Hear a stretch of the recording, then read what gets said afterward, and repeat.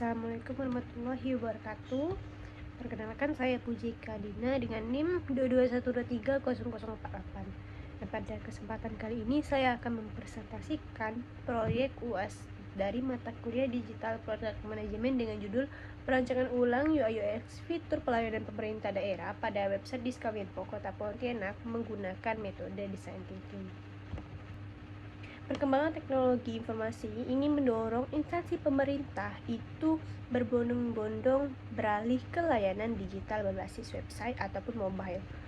Nah, website ini berperan sebagai media informasi serta berperan sebagai representasi citra profesional suatu instansi.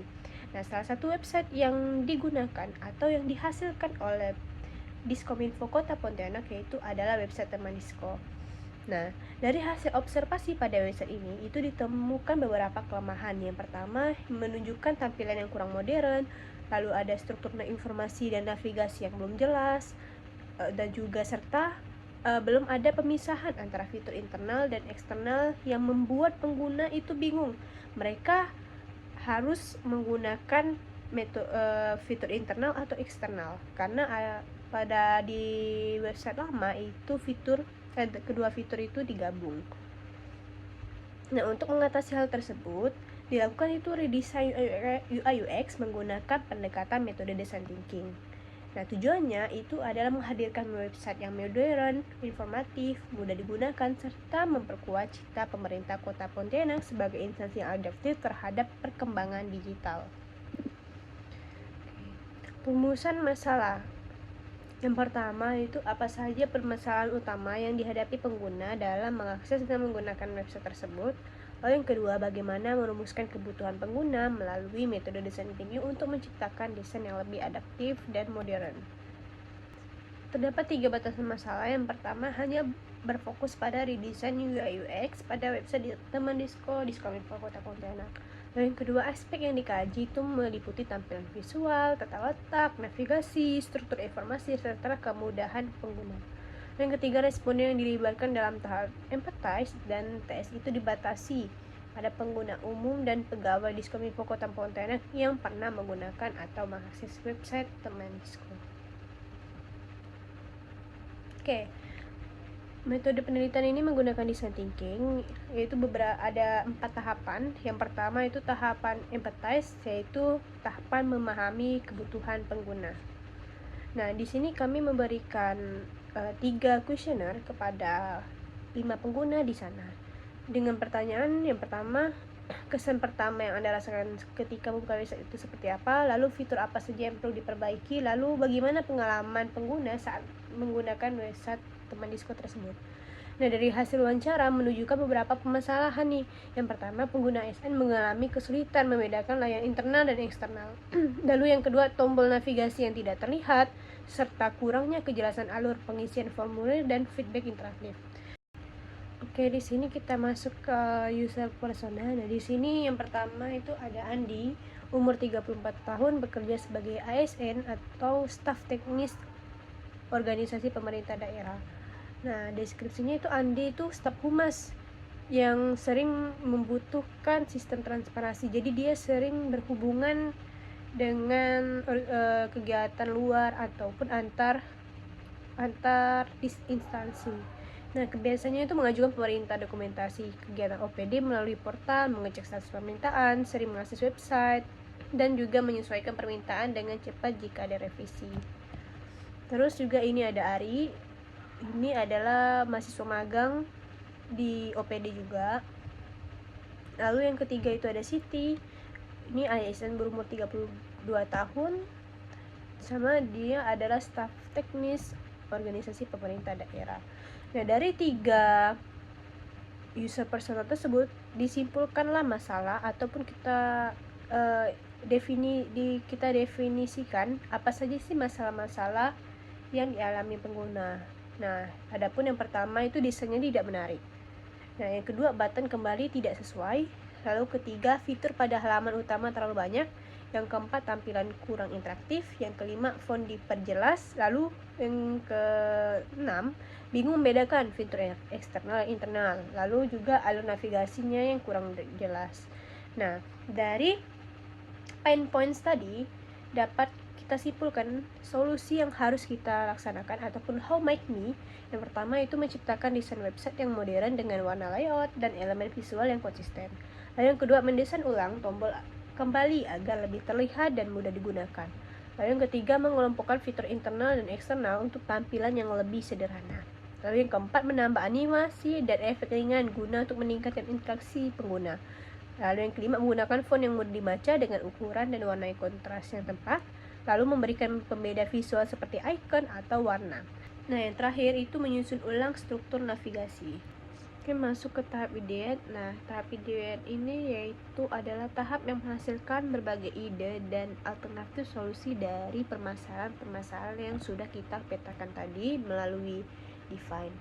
Nah, yang pertama itu adalah mendesain ulang tampilan website dengan gaya modern dengan pemilihan warna sesuai tema, tata letak rapi, dan elemen grafis yang konsisten. Lalu yang kedua, menempatkan tombol kembali itu di posisi yang mudah terlihat dan menambahkan ikon panah yang jelas serta memastikan fungsi tombol itu berjalan sesuai dengan navigasi. Lalu yang ketiga, mengelompokkan fitur berdasarkan kategori utama, lalu menambahkan animasi ringan dan efek hover untuk mempercepat waktu respon halaman.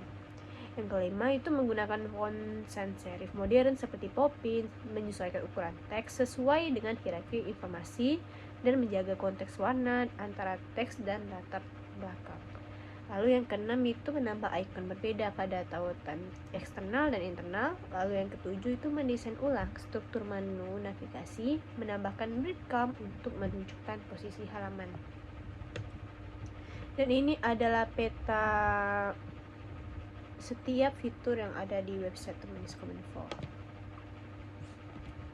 Nah, dan ini adalah desain lama dari website Teman Disko sebelum didesain.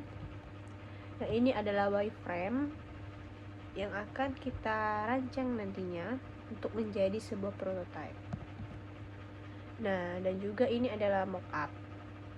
Ini adalah tampilan mockup dari hasil desain untuk website Teman Disko redesign. Ini adalah halaman SOP dan juga halaman form. Nah, oke, kita langsung saja masuk ke link Figma-nya. Oke, ini merupakan tampilan beranda dari website Teman Disko yang sudah didesain ulang.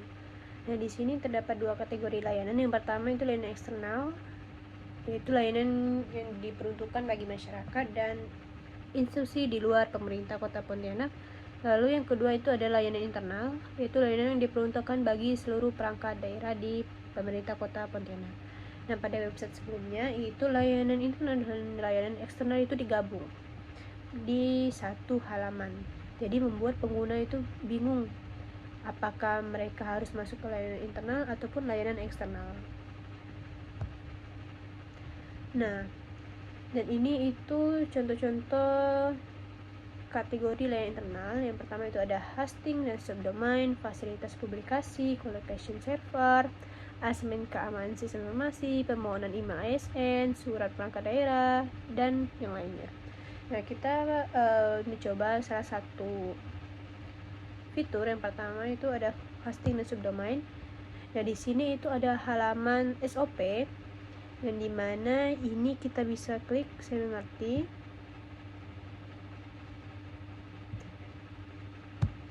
Lanjutkan, dan ini kita masuk ke halaman form. Misalnya kita klik di sini nama perangkat daerahnya Bapenda Kota Pontianak, contoh nama situs web aplikasinya, data koordinatornya, email, dan lampiran. Kirim permintaan. Nah, setelah kita mengirim permintaan, kita bakal masuk ke layanan validasi data, yaitu kita sebelum mengirim kita cek dulu nih data yang kita kirimkan apakah benar atau sudah sesuai. Kalau sudah sesuai, kita bisa klik simpan. Oke, dan ini permohonannya sudah berhasil dikirim dan kita bakal dapat kode booking, yaitu PHS nih 2025-1003, yaitu sesuai dengan tadi kita ajukan.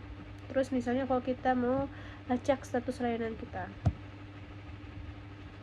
misalnya kita masukkan tadi, oke. Nah, tadi kan berarti misalnya layanan udah selesai, permintaan hosting subdomain tadi kita pilih, misalnya tanggal 10 Oktober ini sudah selesai diajukan, berarti sudah disetujui. Kita bisa unduh suratnya dan selesai. Terus bagaimana misalnya kita coba yang lain, colocation server misalnya juga sama, kita ini ada SOP tentang prosesnya. Nah, mengisi form,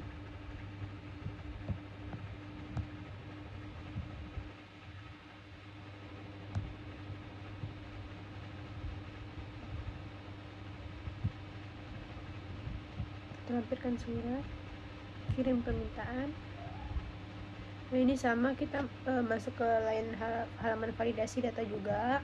Kita cek data yang kita kirimkan apakah sudah sesuai. Jika sudah sesuai, kita simpan. Permohonan berhasil dikirim. Nah, kode booking tadi kan PHS ya, permohonan hosting dan subdomain. Nah, kalau ini kan colocation server, jadi PCC, permintaan colocation server. Dan sini juga ada kotaknya, kita bisa langsung melacak status. Misalnya tadi kita mau melacak yang tadi baru kita kirim. Nah, kalau misalnya dia masih menunggu, ini dia tandanya seperti ini. Nah, tapi kalau udah selesai seperti tadi, suratnya sudah bisa diunduh. Oke, itu saja yang bisa dapat saya sampaikan, kurang lebihnya mohon maaf. Terima kasih. Wassalamualaikum warahmatullahi wabarakatuh.